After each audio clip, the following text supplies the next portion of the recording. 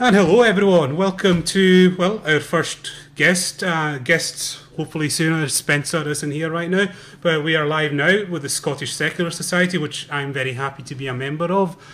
We do only have one representative, but it's always great to have you. Welcoming back, Garry, how are you doing? Oh, hi to you, Cal. Hello from Scotland. Yes, hello. Temperatures is about sort of 20 degrees. It's quite cold. Yeah. But it's still sunny. But like I say, everyone, keep the money pouring in. Just hit that donate button down below. And like I said, you can vote on the Idiots of the Year, and you can nominate some awful literature for Bod to Bits to read later. If you don't know Gary Bod to Bits, he's very well known for having a very proper, clear, almost Patrick Stewart-esque speaking voice. And so we want him to read the most horrendous fiction, like bad fan fiction with lots of spelling and grammatical errors, just for the sheer laugh of it. $10 will get you a nomination for Bod to Bits. But other than that, just donate if you feel the need to. And Gary, I spoke to you earlier. You do have a copy of your book that you will give away to someone, yes? Yep, absolutely. Yeah, so describe the new book for us and like... Well, I mean, there's two books.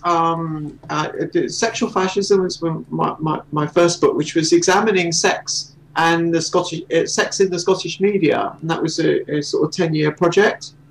Yep. And religion featured very heavily because each time that there was any subject of morality, they would always have to have a spokesman for the Catholic Church and a spokesman from the Church of Scotland, who would always have to have the a say at the bottom, Wallace and Connolly.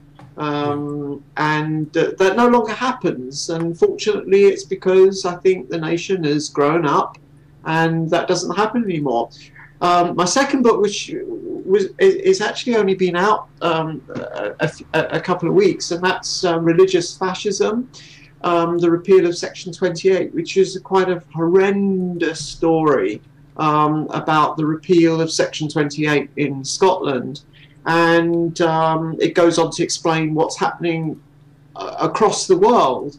It's basically similar laws are being introduced in Russia, Eastern Europe, and it's causing the situation where basically gay people are being murdered, killed, beaten up. It's a pretty horrific story, and of course in Africa as well. And this book is a kind of a warning about how dangerous religion can be. And I think in that sense, it's an important book. My first book had a foreword written by Peter Tatchell, who is a renowned human rights advocate. He is a secularist, and he wrote the foreword of my book, and I'm very pleased. I heard only a couple of days ago that I will be introducing him on stage at the opening ceremony of the Commonwealth Games here in Glasgow in a few weeks. Oh, nice. So I'm quite proud of that. I have a lot of time for Peter. He's done a lot of good work. All right. Just for the audience, this is just for the donations. I want to get this. Like Gary is willing to donate a copy of his new book, Sexual Fascism. Sexual Fascism. So what we'll have to decide. He will sign it with whatever inscription you would like as well. Would you be okay with that, Gary? Yeah, of course I will. Absolutely. Okay, everyone. So if you are wanting a copy of this book, we'll say $25. Whatever. I don't know what dollars are. So there you go, $25. Gary will give you a signed copy of the book. So if first donation $25, put in is it sexual fascism? Yes. Yeah, put in sexual fascism and the message you'd like Gary to put into it, and contact me, and I'll contact Gary to post it to you. So it will be flown over from Scotland. Yeah, and, you're very welcome to it. So an insight into what Scotland's like, and it's not all kilts and castles and shortcake biscuits. Yeah, but there you go, everyone. If you've liked the sound of the book, a chance to own a signed copy of it is yours for $25. So, like I say, I'll be monitoring the donation, so hurry up. There's only one going, so incentive to donate there. All right, Sheila, I'll hand over to you. I've got to watch my voice after doing that intro section. I'm starting to lose it already. So. Oh, we've got 24 hours to go. Well, I'm in the background for most of it. That's one thing.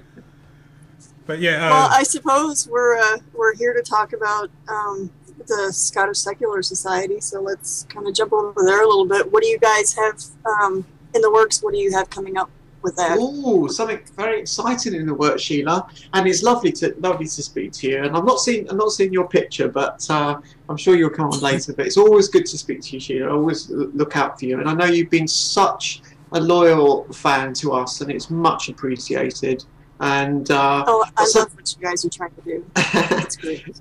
So really exciting's happening, because we're having a little bit of a problem here with schools in the sense that creationism in some schools is being taught as fact, and it's complicating things. It's we need to petition the government that they need to make a statement to Scottish schools that creationism has no place in discussions outside of RME,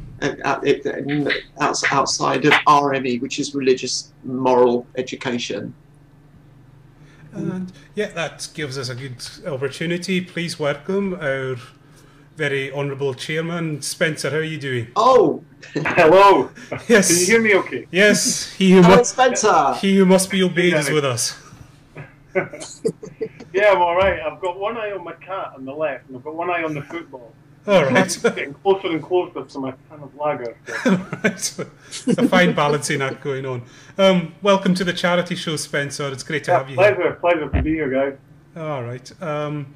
Okay, I've lost track of where we were there, Sheila. And Gary, you can pick that up, can't you? Or Sheila, someone.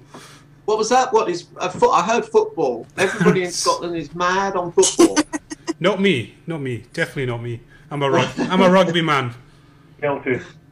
Yeah. We were talking about creationism in schools.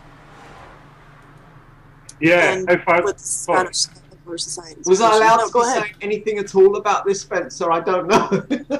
Gary, jump in, dear friend, jump in. I wasn't sure whether I was supposed to say anything, because it's but I think we can, right? I can.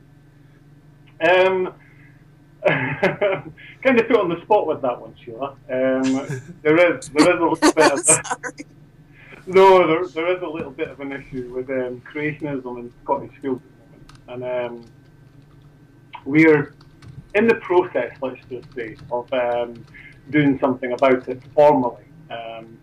We have a process, as you know, where we can petition the government in Scotland, and that gets put up for further consideration by the petitions committee to discuss whether there's any validity in the argument that we're trying to put across. So I don't want to say too much, because it's not actually in the public realm at the moment, but it's just been launched into the public realm. So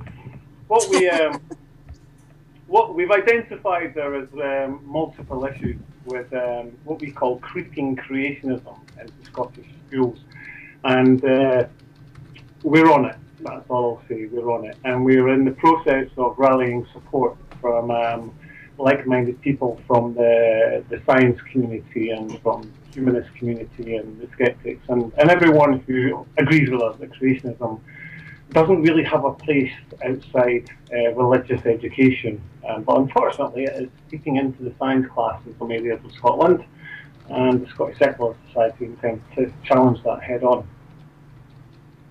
It would be great to see. I know we're having a lot of the same problems over here, and it doesn't seem like anybody's really pushing. I mean, yeah, we all complain about it, but over here, at least, it doesn't seem like anybody's really trying to push for anything to stop it. So I'm glad to see that someone, at least, is getting the ball rolling from somewhere. Well, the problem we've got over here, Sheila, the problem we've got over here is fairly insidious how it's presented and how it accesses the people it targets. in Scottish schools. I mean, we have two ways that it's approached. And we have obviously the problem with unelected religious representatives on our education board in Scotland, which is fairly unique. So, I think we've gone over this. We have 3 unelected religious representatives on most education authorities. And if you're unlucky enough to live in the islands of Scotland, you may have 4 or 5.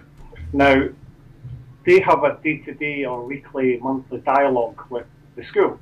And they're allowed to present materials to each of these schools in a fashion that usually goes unchallenged. I mean, there's this massive grey area, this huge void of lack of guidance when it comes to who controls chaplaincy input on education material in schools, whether it be sex education or moral and ethical education. Everyone's a little bit lost with it. And as far as creationism is concerned, we frequently have contact from concerned parents across Scotland, asking for help and guidance, and they don't quite know where this fits and why something that's completely contrary to the science curriculum is allowed to be transmitted through chaplaincy or through with religious education into the minds of our most treasured people, which are our future, which are our children.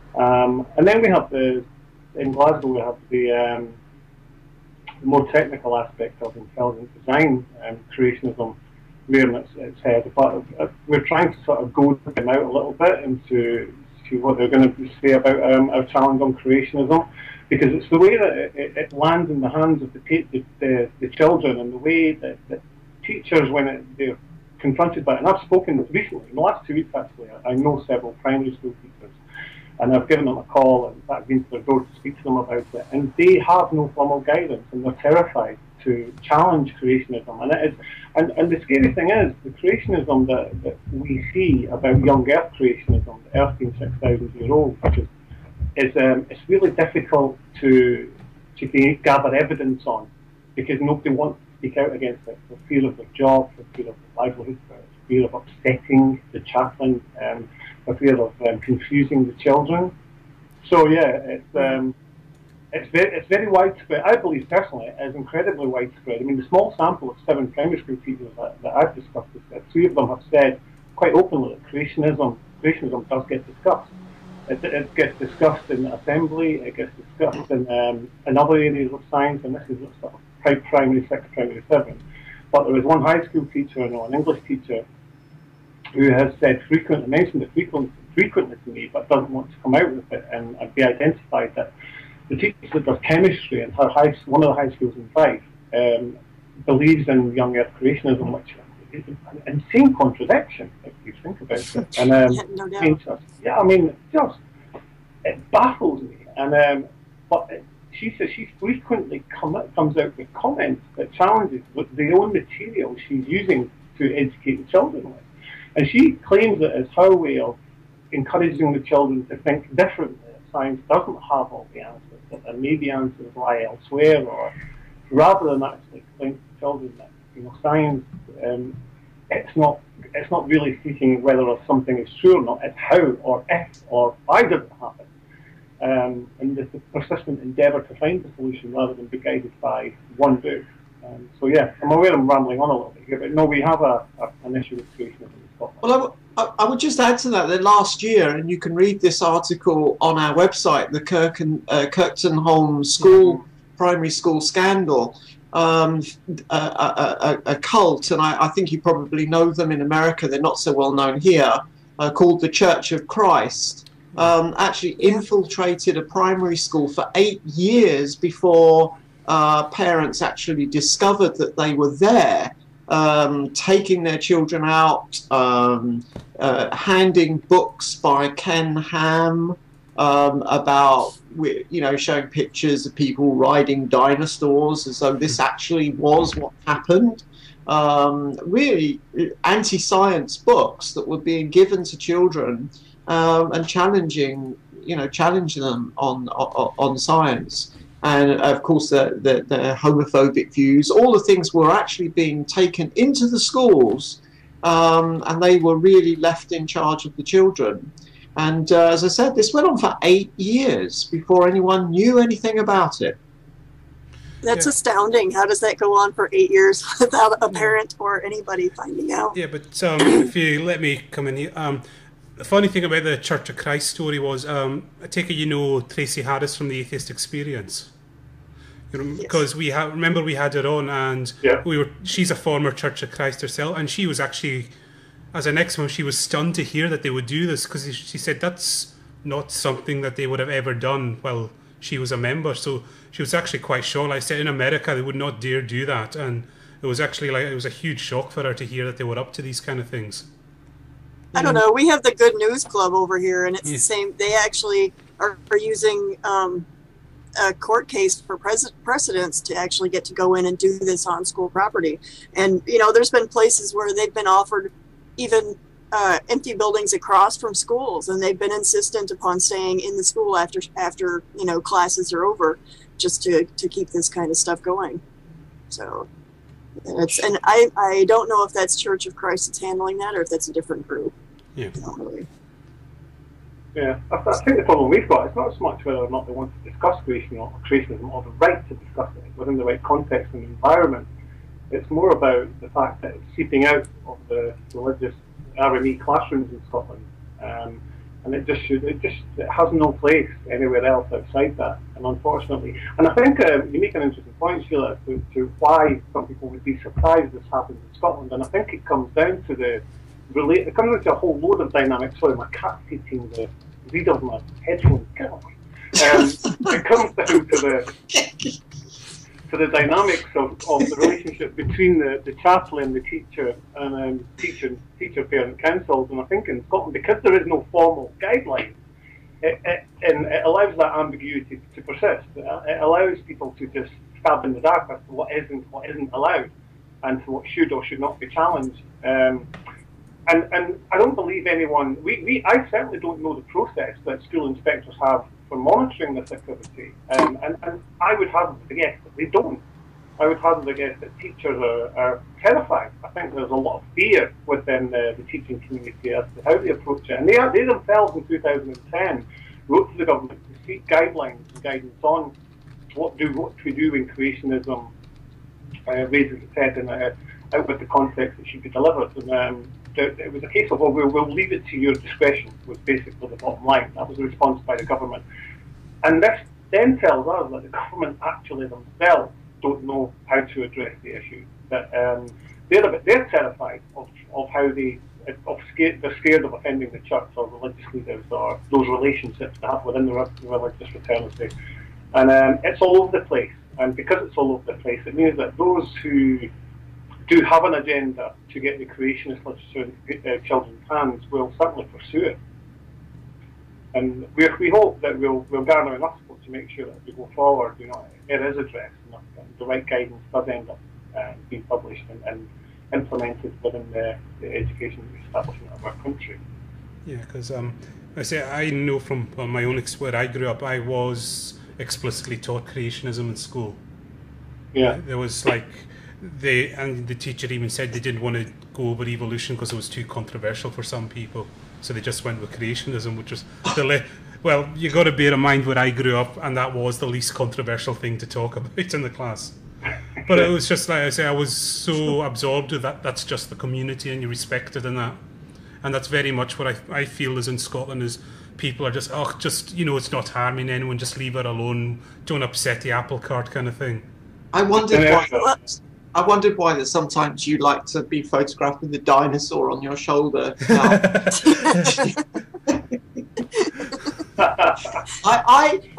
does that? Sorry, Garry, I didn't mean to interrupt. I just had a question for Gal. Yeah.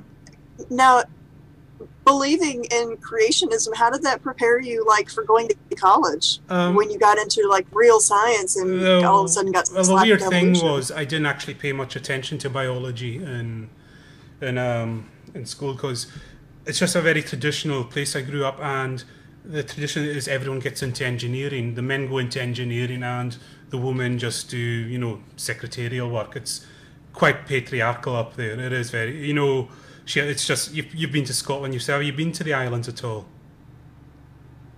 Me? No. You've never been to, yeah. Well, Gary can tell you it's another world compared to, like, Edinburgh or Glasgow even. It's just you're on another planet. Like, I'll agree with that. Church for every 5 houses. Yeah. Listen, every village has a church, and like every village is only 100 people, but every Sunday, every church on the island is packed to the brims.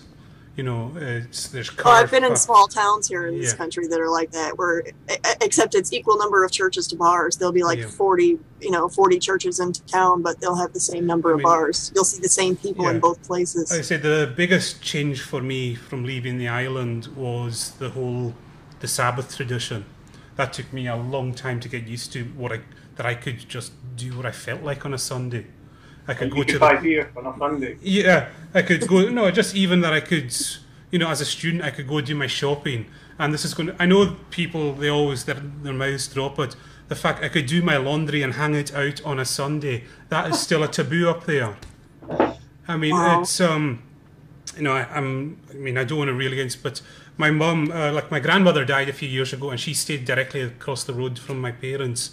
And my mum started letting that cottage out as a holiday let. And then one day, there was some guests up from the borders or something, and they hung their washing out. And there was a lot of village gossip about my mum allowing them to do that. I mean, that's the kind of place you're in. And my mum doesn't hang her washing out because she just wants to keep a good name with the congregation, It's it's weird. I don't want to mock these people because I can understand it when you're pressured into that in it's a very closed-in environment there. And I think the internet has been a huge plus point for the island, for especially the kids, because last 2 years ago, Dawkins was up there speaking. Years ago, that would never have happened. But he was there, and it was packed out, and it was all young people there. It was all teenagers from the school, and that would never, ever, people just wouldn't have let that happen years ago. So, like I said, the internet has been a huge thing up there, and it's opening a lot of minds. It's great. I do wonder, sorry, I was just going to quickly say, I do wonder when some people say, well, let's keep it within religious and moral education, but the danger is, I think that might confuse kids, because they hear it's right in the class like that, then they go to their science class and they're told that it's wrong. Yeah. I've always had an issue with that, with the religious and moral education being lumped together. I really have. I mean, I think it's something that I think the national curriculum really needs to take forward.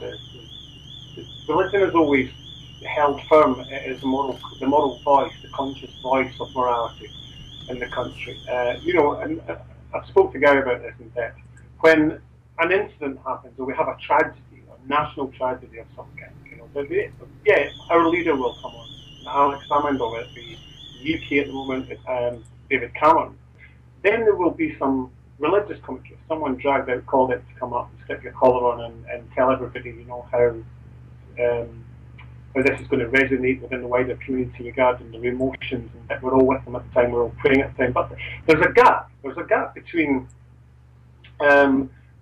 religion from moving away, from decoupling that ownership of morals and ethics away from religion into the wider community, into the non-believers, the atheists, the skeptics, the secularists, that now make up the largest portion. And I think there needs to be some way that they can start to convey these kind of messages. And in a school environment as well, the very fact that it is labelled religious and immoral and ethical education in some cases, it makes the obvious inferment that without religion you can't have the other two.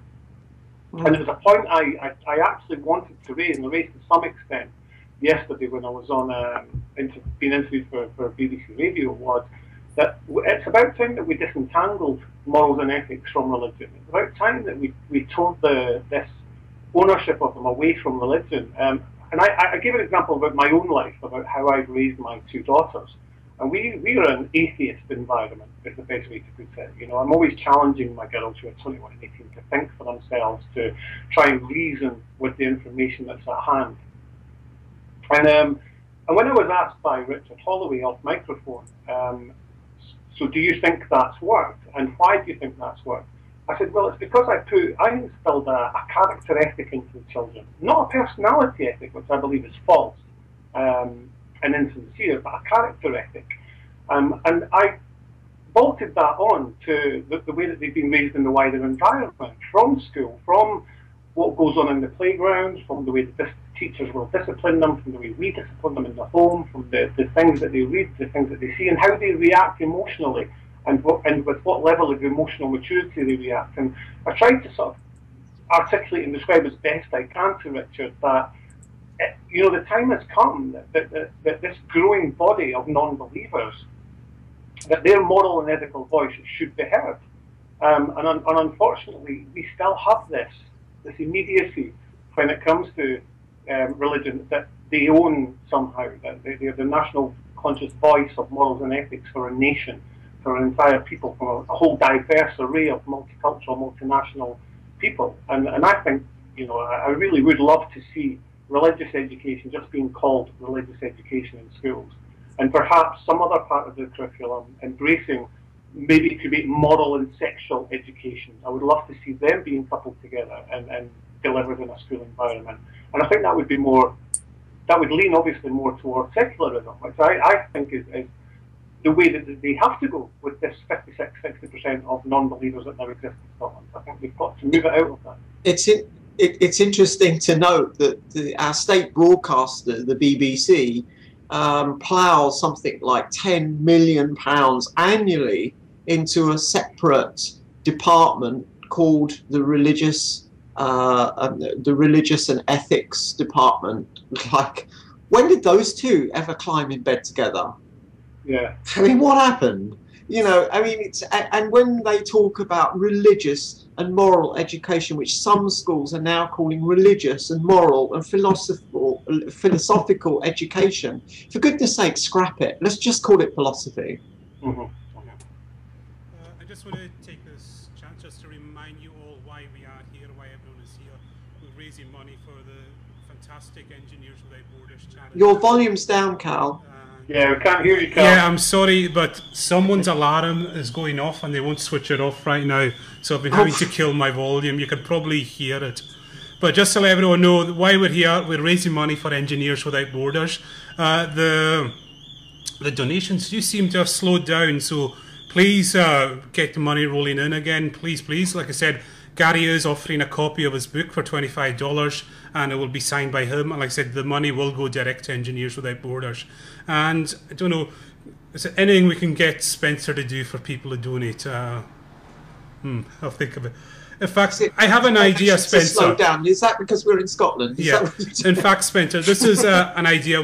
I saw this. The last kind of big fundraiser was for Fight HIV, and there's a guy on there. He's also, you're into bodybuilding, right? Yeah. No, what he did. No, I know. How do you know that? Yeah. Yes. And so look at Gary's rippling physique as well. No, but there's this guy called Das American Atheist. He's a bodybuilder as well. And what they did was, for donations, they could nominate him to do a certain exercise on camera. Would you be willing to do that? I'll tell you what I'll do. Right? I will. Show your muscles. No, I'm not going to do that. I will. I'll do naked chins in the gym. I'll do 10 sets, 10 reps of completely naked chin-ups on the chin bar. If you're willing, if we can get over $2,000 by the end of today. By the end, oh well, we're well on the way there. So there you go. Right, and I'll upload it. Yeah, and you'll also get pictures. So yeah, and I'll even write on my back, trolling with logic. Oh, well, come on. Okay. Excellent. All right, there you go, people. The gauntlet's been laid down. Yeah. Fantastic. Let me. I just hope there's nobody in the gym when I go to film. Right. Yeah, well, because it's got why are you doing this? And you say, I'm doing it for the starving kids. Yeah, I am. This is going to feed somebody, so get out of my way. Yeah. So there you go. The gauntlet's down. We can get $2,000 by the end of the night, and I know this is the internet pick, so it didn't happen. You will get picks, so there we go. You can't say better than that. And you know, probably for all the oppositions of the Scottish sect saying how debauched and obsessed we are with all these things. Well, there you go. Yeah. There's no gratification whatsoever from me. And by the way, it will be filmed from behind, not from the front. Okay. So So there you go. So get the money coming in. And like I said, well, just we're speaking about secular, and I want to point out that Engineers Without Borders is a completely non-religious charity, because that's an accusation I've heard lobbed at secular folk, about charity. All this means, because I was explaining this to some people back home this week, and they said, "Oh, the charity, it sounds just like missionaries."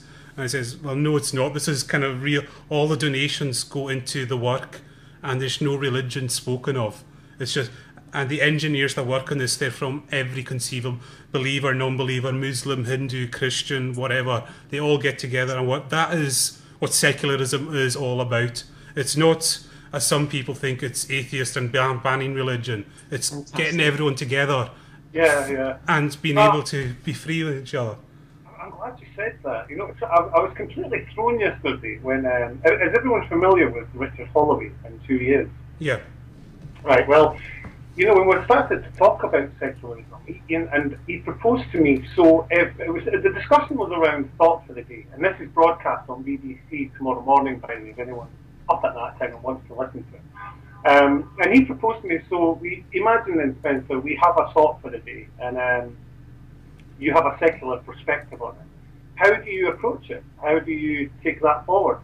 And he also made the comment, so how do people who don't, he instantly said, after secular, so how do people who don't believe, what would they say on thought for the day? And I had to correct him, considering his vast knowledge, his experience, and who he is and what he's all about. I was astounded that he would even infer that the fact that that if you're secular, you're an atheist. And this is a gentleman that's written through endless narrative on the subject, has discussed it endlessly. It just might be worth mentioning to our international audience that Thought for the Day is a 2-minute piece of religious proselytizing that interrupts our morning news on the state broadcaster. Yeah.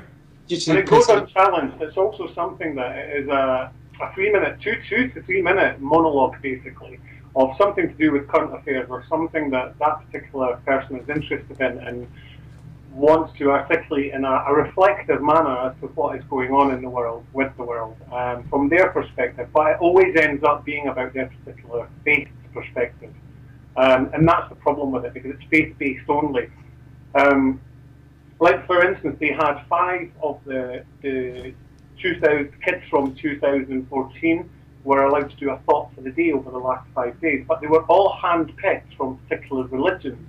And I had this discussion with my eldest daughter, who's at Dundee University, and she'd listened into them and said, she always amazes me with her worldview. She considers herself a secular humanist. And when she talks about things that upset her on television, she articulates a fantastic response. But I stand back and I'm like, wow, I would never have thought about it like that. And she asked me, why can't people like me participate in something like Thought for the Day, considering it's on every single day and it interrupts the current programming and it only ever seems to be people from a faith background. Yet I have so much more I could say better and with more passion than most of the people who come on Thought for the Day, who always seem to take it back to their own personal agenda. And the answer was, you're not religious. And she said, but that's discriminatory. And I said, I know. Yep. And like, well, so what can we do about it? I'm like, you write in and complain. And I said, well, because it's a perfect example. And I thankfully managed to get that over yesterday. And I really hope that gets broadcast tomorrow morning as well.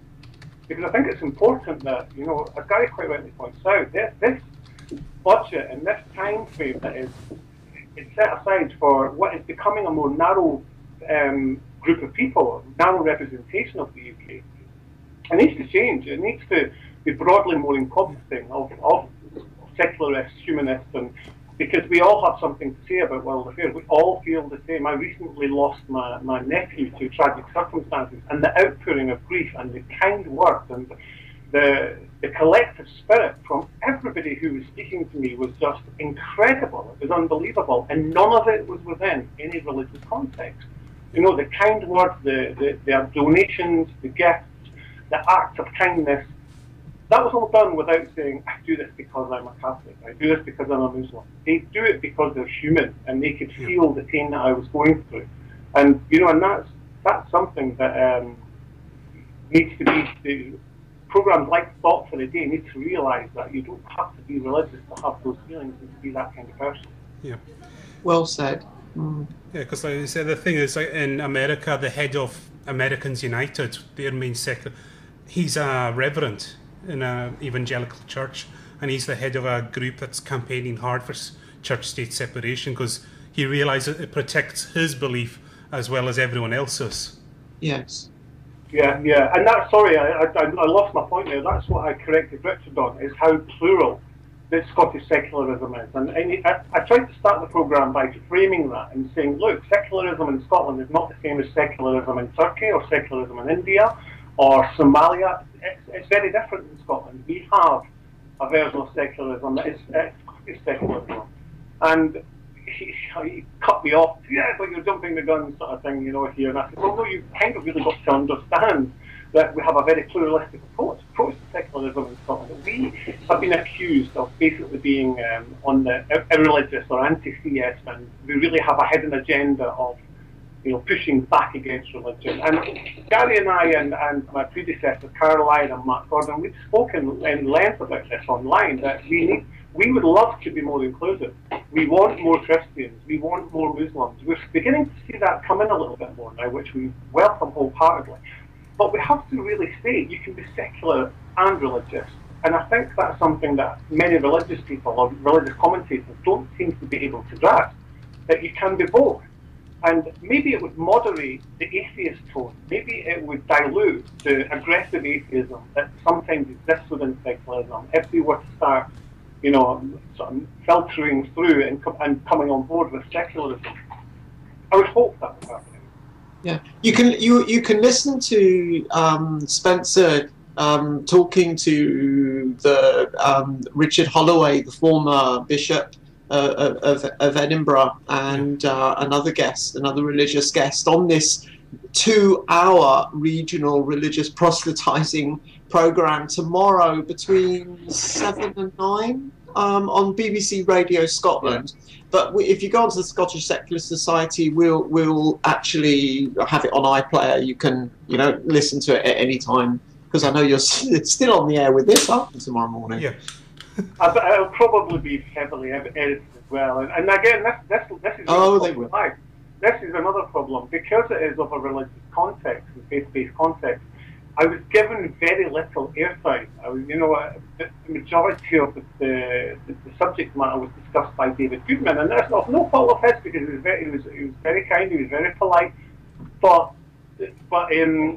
Richard kept on taking the conversation and allowing a lot of time for rooming with David, to the point that the producer, as soon as I walked out of the studio, came rushing up to me and said, "I am so sorry about that." And I'm sort of left scratching my head thinking, sorry for what? She said, we afforded him far too much time. She said he was allowed to. She said, I was shouting down the headphones to Richard to keep going back to Spencer. But unfortunately, Richard's 18 years old and he's deaf in one ear. So I kind of think that he wasn't picking the message up. But that just goes to show that there is a natural, inherent, we have to afford more time to the religious voice than we do the secular voice. Even within the broadcasting, not just the subject matter of what we were trying to challenge or what we were trying to discuss, but I was even forewarned before the programme that this isn't a debate, this is a discussion, which basically was a case of them telling me you can only speak when you're spoken to, and we'll dictate in which context you can discuss the issues that you have. You were lucky they spoke to you. Sunday With, that's the name of the programme, won't even speak to me. And I contacted the programme and said, look, I have a new book out here. It is the only book on a very important aspect of Scottish history. I was there at the time when Section 28, the battle, when £2 million were put in by religionists to stop the repeal of Section 28, which was the so-called promotion of homosexuality in schools, this law to treat people equally. And that battle that went on, I wrote about it, and she got back to me and said, no, we won't be doing it. She'll interview people who've written autobiographies, because they do autobiographies mostly, from all across the world, but she won't actually interview me who has written about an aspect of Scottish history, and I've lived in Scotland for 15 years, I'm sorry about the accent, and she won't entertain it. She came back to me and said, the book is not autobiographical enough. Well, how more autobiographical can you get? I was there writing about it, and it happened to me. Just to welcome Mark into the call. How are you doing, Mark? Can you hear us, Mark? Oh, the joys of the internet, this. Mark? Mark? He'll be trying to fish out his... Oh, I was going to say he'll be trying to fish out his best picture. You're muted, Mark, so... You're on mute, Mark. Hello, Mark. We can see you, we can't hear you. Yeah. Say, like, down at the bottom of the call, Mark, if you can see your microphone icon, click on that, because it looks like you're muted or you're not plugged in properly. Mark? Are we all with sign language now? Yes. We can hear you. We can hear I think he can hear us. Yeah. You can hear. But anyway, I'll take this while Mark gets sorted out. Please keep on donating. It is crawling up slowly, but we'd like to see it move up a lot quicker than that. There we go. That's what we want. We want more of that tonight. Oh, look at that Scottish note. Foreign money. Yep. Get the because we're up to, what is it at the bottom of the screen? $1,225 so far. So a good effort, and keep it going. And $750 more and some interesting videoing. Yes. All Jim and Kirkcaldy. Yeah, that was good. And Gary, you're not allowed to watch. Yes. Oh, we got you briefly, Mark. Can you hear me now? Yes, we can hear you. There we go. So I'd like to take this chance to welcome Mark Gordon from Scottish Secular Society as well. Good evening. Yeah, good evening. And Hi, Mark. Probably you're best known as being one of the main people behind the petition that we had last year. Or was it this year? Yeah. I'm losing track of time already, and I'm only 2 hours into this thing. Yeah. Yeah, greetings from Switzerland. I'm now in Switzerland. Right. I left you because we didn't get progress with this petition. Right. No, I'm kidding. We had success with the petition. We had great success with the petition. All right. Technically, we didn't win, but I think we achieved a great deal, raising awareness. Yeah, because they say sometimes it's, you can't change things so embedded overnight. You've just got to keep chipping away at it. Oh, we've lost you again there. Okay, Mark was talking about the petition to opt in to religious observance. Very quickly, in schools you have religious observance and you have religious and moral education, which is teaching you about education. And with religious observance, it's basically forced praying. And we thought we wouldn't have a hope in hell of simply banning religious observance. It wouldn't work. So Mark came forward as a parent who wanted to actually be the face of the petition to the Scottish government to say, well, hey, how about telling parents about who is taking their children for religious observance? How long will it be? How often? Where do they go? What church do they go? To actually inform parents so that they can actually opt in. There is at the moment an option to opt out, but most parents don't know about it. And often they are told not to do it because it would disadvantage their children. So with I think very often that there we go. I think very often that religious observance is something that parents don't opt out of because it's free childcare. That's another reason why they don't opt out. It's there. They have their child looked after for half an hour, and why rock the boat when you can have free childcare? Yeah, there is a big part of that because like I said, even though this was outside, like Sarah May, I'm pretty sure you're aware of her. She blogs for us, and she was opted out of the observance in her school in Ireland, and the principal was actually just going to have her and a friend just sit in the principal's car while the observance went on. And I would not be shocked to find out things like that going on in Scotland with some children who opt out. Because I think you've been getting a lot of stories of the things they're having children do when they opt out, aren't you? We have children sitting in cars, sharpening pencils and cleaning. Yeah. Or being told not to go to the school at all if they're going to a service. Yeah. And government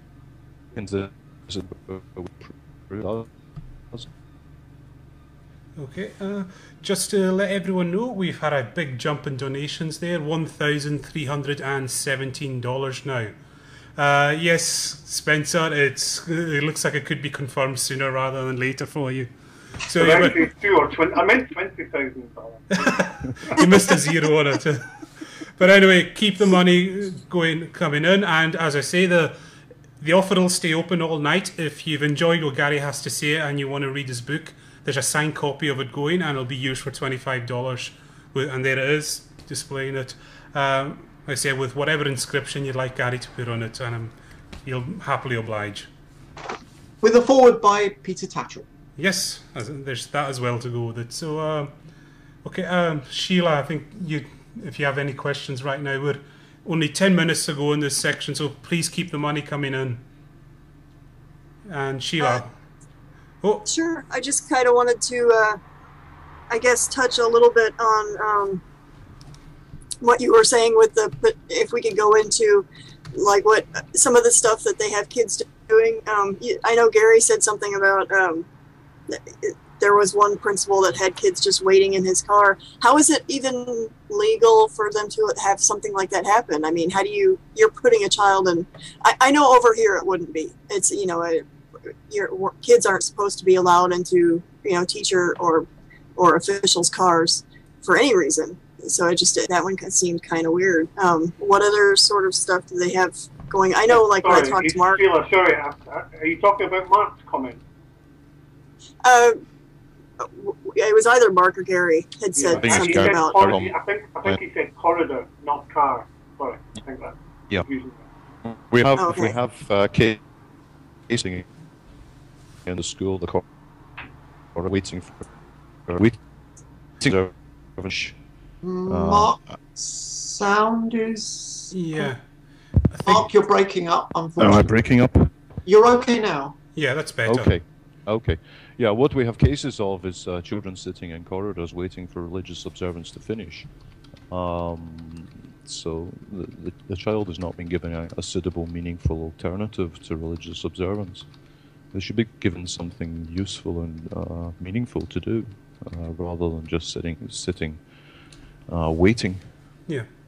Punished, getting blisters. It's effectively a punishment. Yeah. Even if they're not doing anything, it's effectively a punishment. But we have in fact heard cases of children being given menial tasks. Yeah.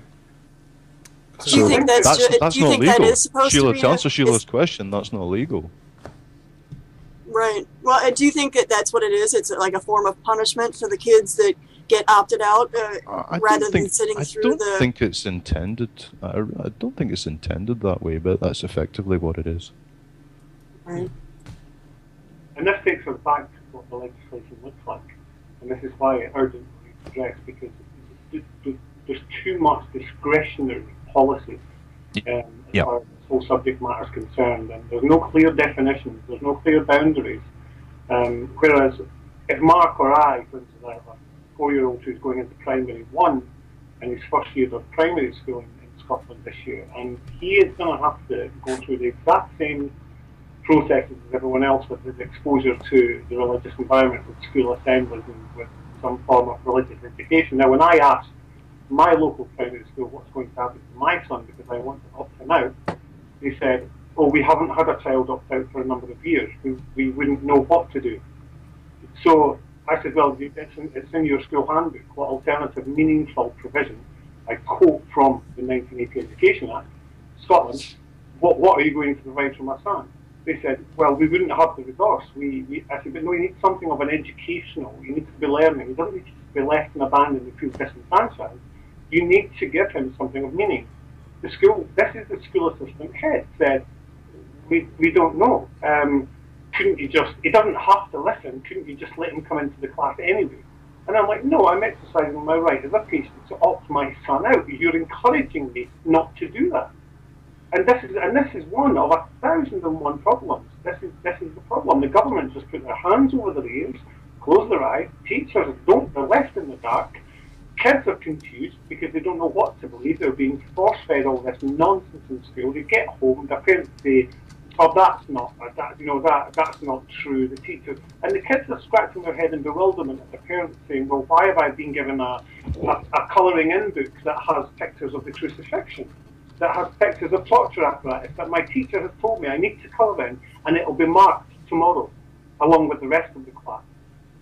It's incredible just how much they actually get away with, because there's no clear set boundaries and guidelines when it comes to religious observance in schools. Can I give you an update? Sorry, Mark. Oh, you're cutting up again, Mark, you're breaking up. Can I give you just an update? We have gone to Parliament now, and there was a committee with 2 members who are affiliated to, openly affiliating to Christian groups, and they, of course, turned it down. And but they have recommended that the government do make opting out clearer. It's not the end. We're not finished yet. We've got another stage that we're going to take this. Yeah. Which neatly goes back to what we were discussing right at the beginning. And we've also opened a page. It won't be finished until it's fixed. Sexco. We've opened a page for children. Yeah, as Mark quite rightly says, it won't be finished until it's fixed. It's a serious problem, and I just believe that people within the academic and educational environment just don't know how to deal with it. It's fairly black and white from a secular perspective. It's fairly obvious that there's some serious issues in it.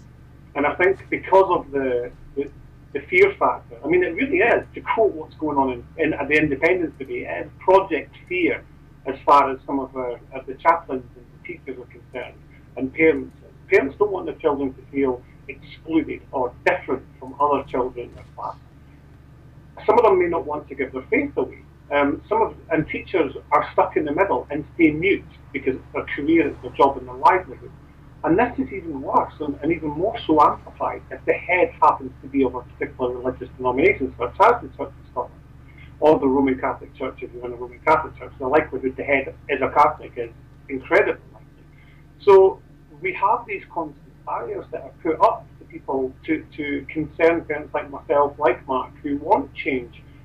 And when you have religion and religious people who actually sit on the very committee you're asking to change, who agree with the status quo, and one of the ladies that was on the Culture and Education Committee, who herself is a Christian, was the one who guided the rest of the committee towards the outcome. The rest of the committee stayed mute because they felt it was safe to sit on the fence. It was safe to say nothing. Whereas this one individual, she led the chorus. And you could feel it in the room, even by watching it on webcam. They were terrified to challenge her. They didn't want to challenge her. They didn't know how to challenge her.